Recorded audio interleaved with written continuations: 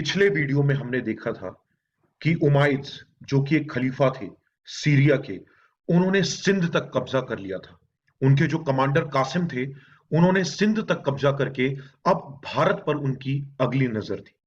So far in the last video, we have seen that the Umayyads, who were the Khalifa or the Caliphate from Syria, who ruled from Syria, had so far captured Sindh, and now their next target is India.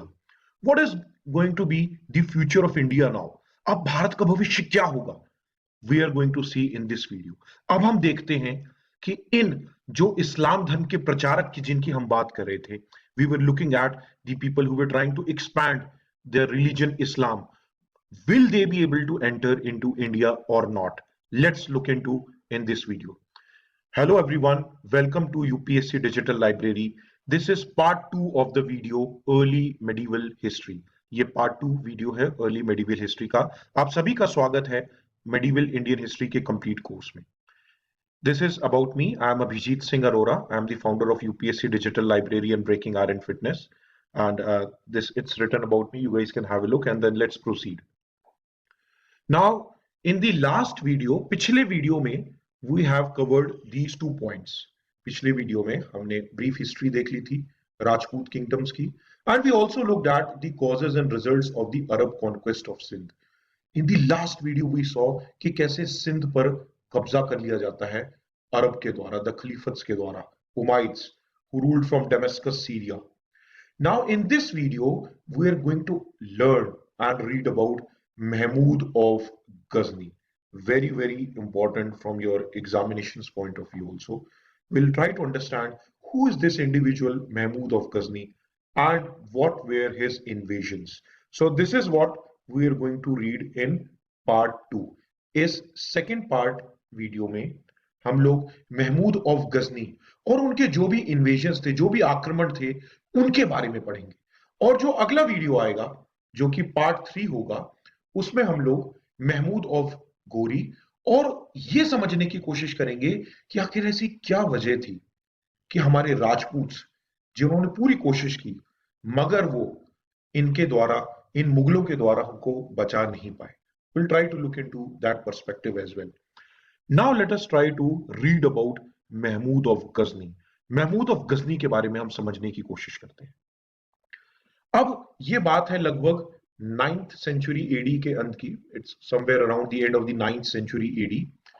Now I told you about two caliphs, the Abbasids and Umayyads. The Abbasids, they ruled from Baghdad, Iraq. They used to rule from Iraq.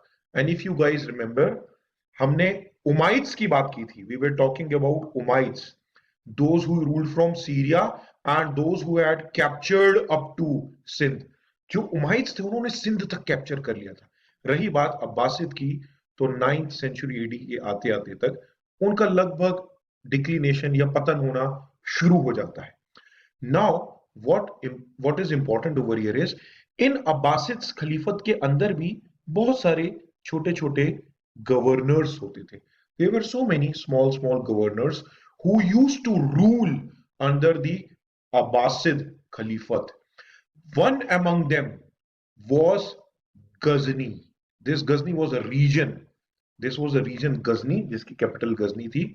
And one of the important governor, or you guys can say one important commander under this Abbasid Caliphate was Alp-Taghin. And he was a slave commander. He was a Turkish slave commander. He was a Turk or Turkish slave commander जो rule करता था। और उसी के बाद उनके सन in law आते हैं या दामाद कह सकते हैं आते हैं, जिनका नाम सबुत्तिगीन था, and he wanted to conquer India.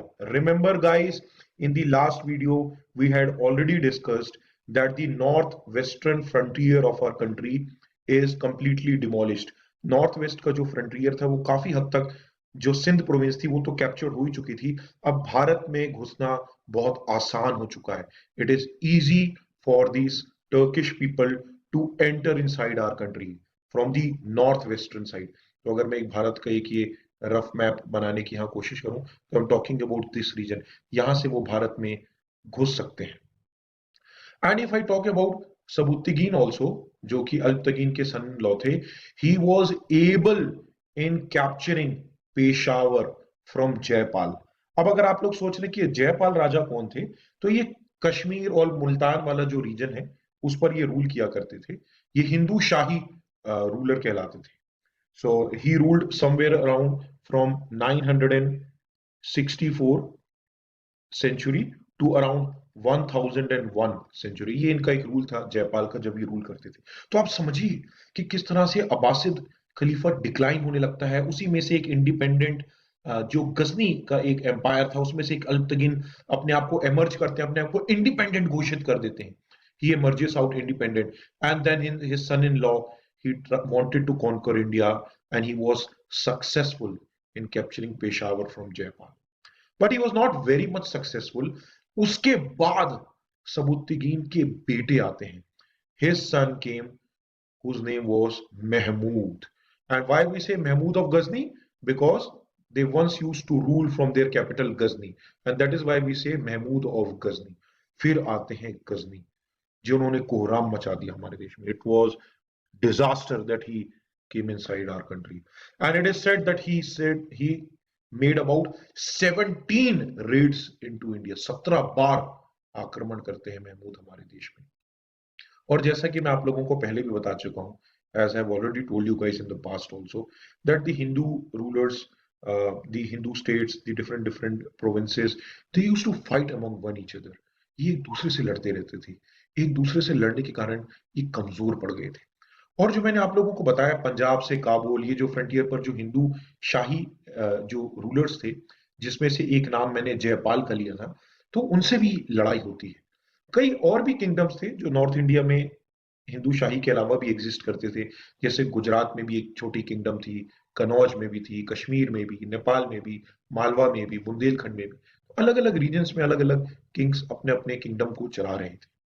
अब जयपाल के अगेंस्ट जब ये इनिशियल रेड्स करते हैं महमूद ऑफ गजनी, तो जयपाल को बहुत ह्यूमिलेटिंग फील होता है। ही फील्स कि अरे ये मैं तो अपने राज्य की रक्षा ही नहीं कर पाया है। I was not able to save my kingdom from this foreign intrusion. And after after this disgrace, इतने दुख के बाद जयपाल अपने आप को आग लगा लेते। He immolated himself because he thought that I am of no use to my kingdom now. After Jaipal his son comes Anandpal, और आनंदपाल ये समझ जाते हैं कि महमूद ऑफ गजनी ये बहुत ही ताकतवर राजा है जो वहां से लड़ने की कोशिश कर रहे हैं। तो ये क्या करते हैं, ये कनौज के राजा के साथ मिलकर और राजस्थान के राजा के साथ मिलकर लड़ने की कोशिश करते हैं, मगर इससे परिणाम नहीं बदलते हैं। The Anandpal, he tried a lot to fight against Mahmud of Ghazni with the collaboration from the rulers of Kannauj and Rajasthan, but the results were unchanged.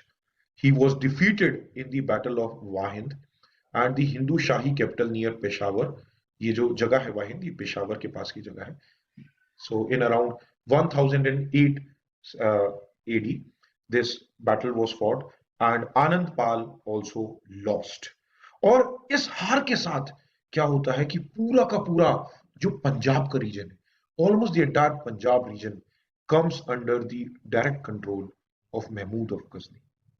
So now we are into a very disasters state. हम ऐसी situation में पहुंच चुके हैं कि पूरा पंजाब अब गजनी के कब्जे में आ गया है। But do you think guys that Mahmud of Ghazni is going to stop? No, he had a lot of vision in his mind to capture as much as money from our country, to conquer as much as land as he could। इसलिए वो Mahmood of Ghazni वहां नहीं रुकता है। And his subsequent red, बाद में भी जो उन्होंने रेड जितनी भी की, ये सोच कर की थी वहां के जितने भी मंदिरों में पैसा या मूर्तियां, ये जो भी सोने अशरफियां, सब कुछ लूट कर ले गए महमूद ऑफ गजनी। और 1011 एडी के आसपास भी वो नगरकोट जो पंजाब हिल के पास है, थानेश्वर दिल्ली के पास, सब जगह रेड करी थी महमूद ऑफ गजनी। यहां तक कि मथुरा जैसी होली सिटी, मथुरा के बारे में तो आप सभी लोगों ने सुना होगा, उसको भी अटैक किया, कनौज को भी अटैक कर दिया। और जो कनौज के राजा थे राज्यपाल, वो वहां से भागते हैं और उनकी भी मृत्यु हो जाती है। लौटते वक्त जब इन सब जगहों पर रेड कर ली महमूद ऑफ गजनी ने, तो वो कलिंजर के रास्ते वापस जाते हैं। अब आप लोग में से जो लोग सोच रहे होंगे कि ये कलिंजर का रास्ता कौन सा है, ये बंदा डिस्ट्रिक्ट में आता है, Banda district in Uttar Pradesh, and this is a Bundelkhand region. ये बुंदेलखंड रीजन है, यहाँ से महमूद ऑफ गजनी वापस लौट जाते हैं। और बाद में वो एक बहुत इंपॉर्टेंट रेड, या हमारे लिए बहुत दुख की एक रेड होती है, वो है गुजरात में। और वहां पर वो सोलंकी किंग को भी हरा देते हैं और सोमनाथ के टेम्पल को भी लूट कर ले जाते हैं। This is very famous, some of you must have heard about it, कि सोमनाथ के टेम्पल को किसने लूटा था? So the answer is Mahmud of Ghazni. Remember this guys. At this time when he sacked the famous temple of Somnath, he returned through the Sindh desert, Sindh desert से होके आते हैं। उसके बाद उनकी मृत्यु हो जाती है 1030 एडी के आसपास इनकी मृत्यु हो जाती है। मगर इतना सब कुछ इन्होंने लूट के ले गए, इतनी हमारी इकोनॉमी डाउन हो गई, हम इमोशनली भी बहुत टूट गए, क्योंकि हमारे राजाओं को इन्होंने हराया, जो हम जिन पर गर्व करते थे, हमारे महान शासक। तो कहीं ना कहीं हमारा मनोबल बहुत डूब चुका था। महमूद ऑफ गजनी अंतिम इंसान नहीं है जो हमारे देश में घुसे थे। आने वाले जो वीडियोस है उसमें आपको पता चलेगा और क्या क्या होता है। मगर अगर हम मेडिवियल हिस्टोरियंस की बात करें तो वो महमूद को इस्लाम धर्म का एक हीरो बताते हैं। उसका रीजन ये भी है क्योंकि इन्होंने बहुत ही एग्रेसिव मेजर से इस्लाम धर्म को अलग अलग जगहों को कॉन्क्वेस्ट करके, जीत कर इस्लाम धर्म का प्रचार किया था। और इनके पॉइंट ऑफ व्यू से देखा जाए तो वो सही भी है। और अगर हम महमूद की बात करें तो इन्होंने सिर्फ रेड करके सिर्फ पैसा ही नहीं लेके गए, इन्होंने एक साम्राज्य बना लिया था बहुत बड़ा। पहले उन्होंने पंजाब को कैप्चर किया, उसके बाद ये गुजरात तक पहुंच गए थे जब सोमनाथ के टेम्पल को इन्होंने लूटा। तो इतना बड़ा एक एम्पायर उन्होंने बना लिया था।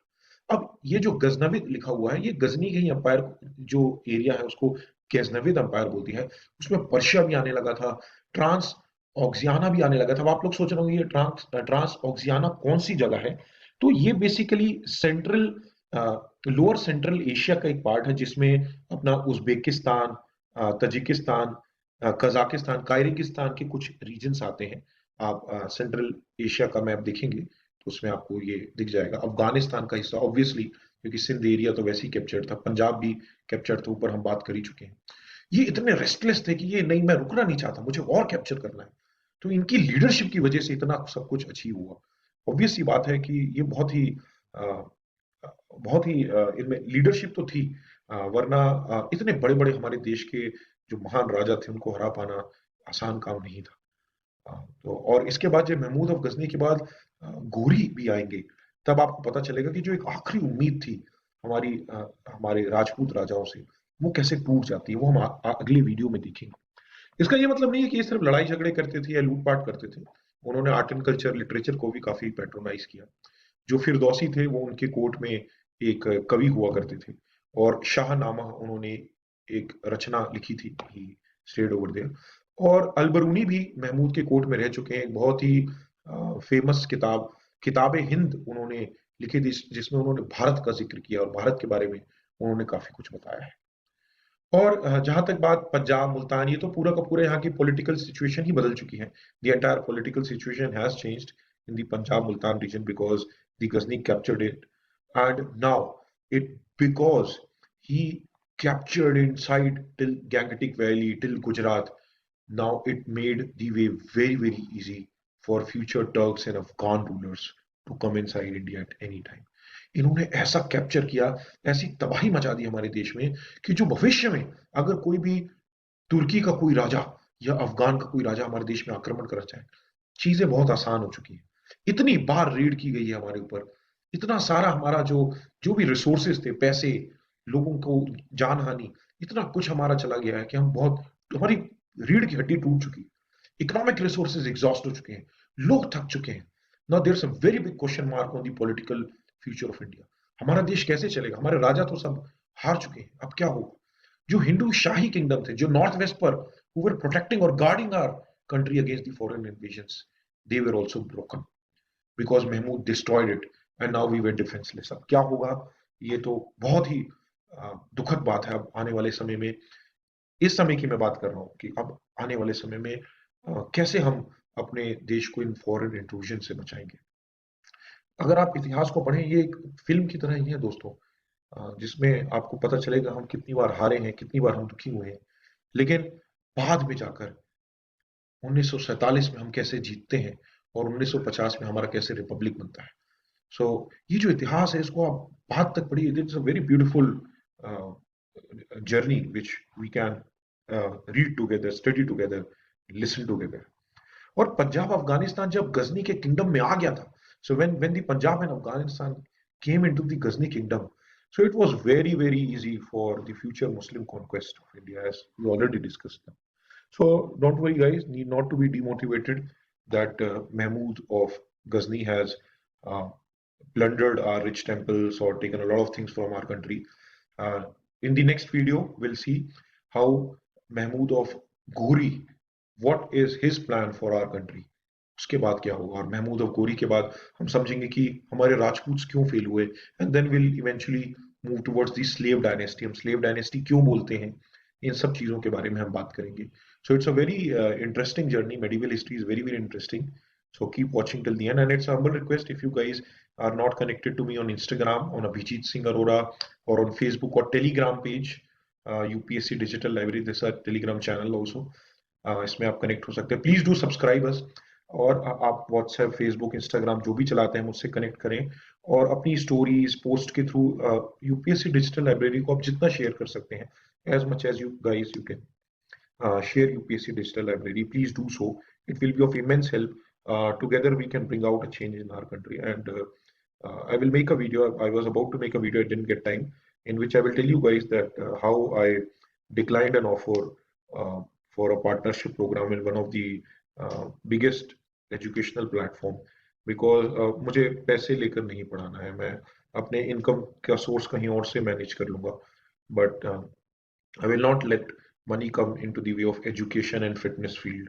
So that's a promise from my side. Thank you everybody for watching. God bless you.